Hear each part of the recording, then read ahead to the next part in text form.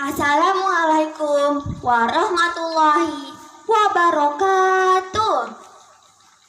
Dahulu kala, di sebelah utara kota Garut, ada sebuah desa yang penduduknya kebanyakan adalah petani. Karena tanah di desa itu sangat subur dan tidak pernah kekurangan air, maka sawah-sawah mereka selalu menghasilkan padi yang berlimpah ruah. Hari masih gelap dan embun masih berbelayut di dedaunan. Namun, para penduduk sudah bergegas menuju sawah mereka.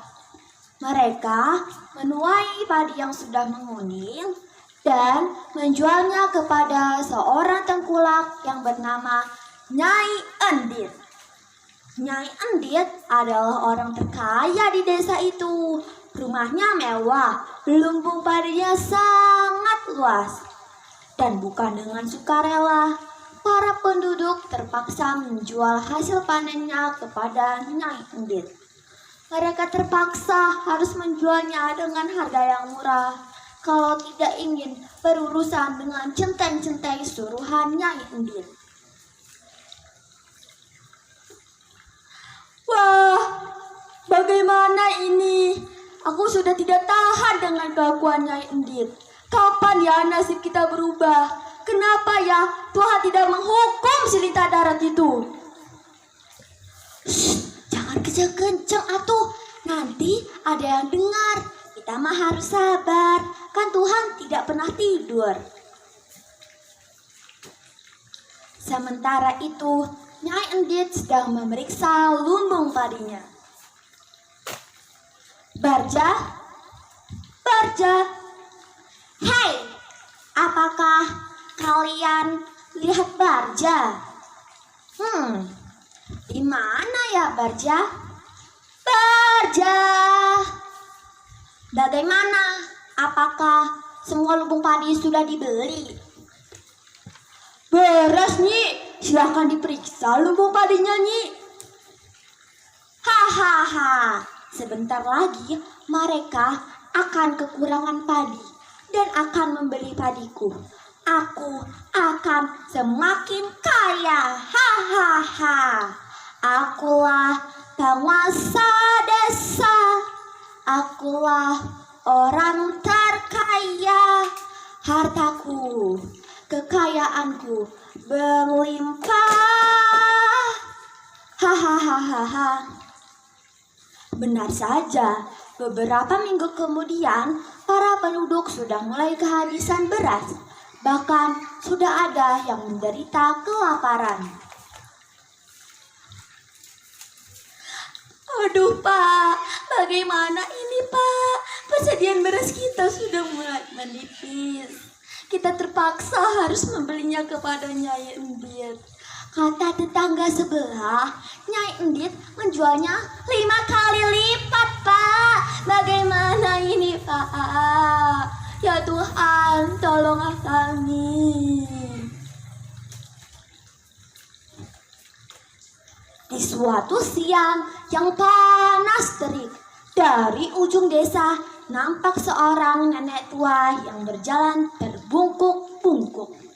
Ia melewati pemukiman desa dengan tatapan penuh iba.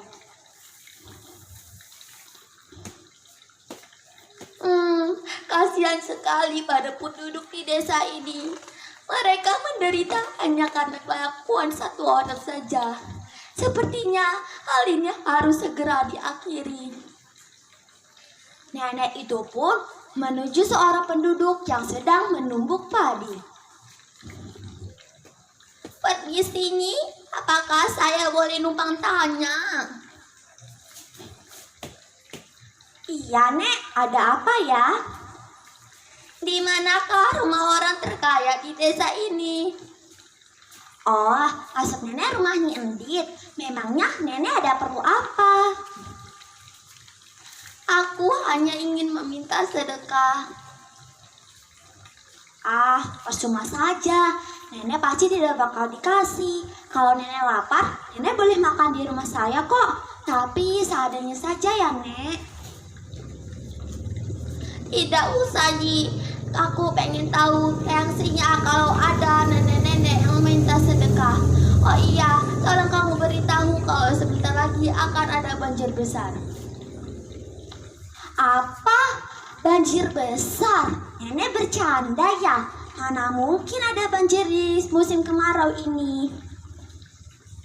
Nenek tidak bercanda. Bawalah barang berharga milik kalian. Nenek itu pun meninggalkan Nyai yang masih bengong. Dan dia menuju ke rumah Nyai Endit.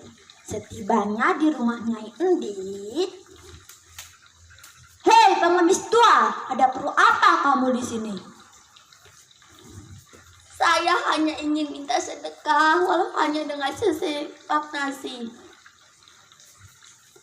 "Apa peduliku padamu? Memangnya aku bapakmu? Kalau mau makan beli dong, jangan minta. Cepat pergi dari sini."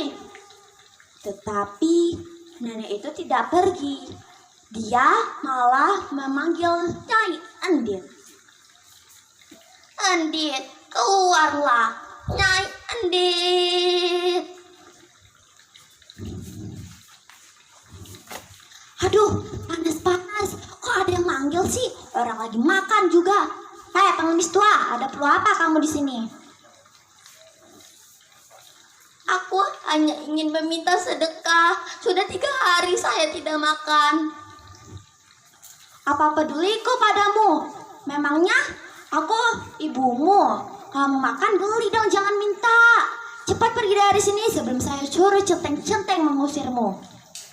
Tetapi nenek itu tidak pergi. Dia malah menancapkan tongkatnya ke dalam tanah. "Endit, selama ini Tuhan sudah memberimu rezeki yang berlimpah, tapi kamu malah menyiakannya. Kamu itu kikir. Cabutlah tongkat ini. Kalau bisa, saya akan pergi dari sini." Nyai Endit pun mencobanya. Nyai Endit mencobanya dengan 2 tangan. Tidak bisa juga. Akhirnya nenek ibu pun yang mencabutnya. Pure, langsung ada banjir besar. Dan tiba-tiba nenek itu pun menghilang entah kemana. Dan Nyai Endit sedang mengumpulkan barangnya untuk pergi dari sini. "Hartaku, hartaku, hartaku. Tidak, hartaku." Dan Nyai Endit pun tidak selamat.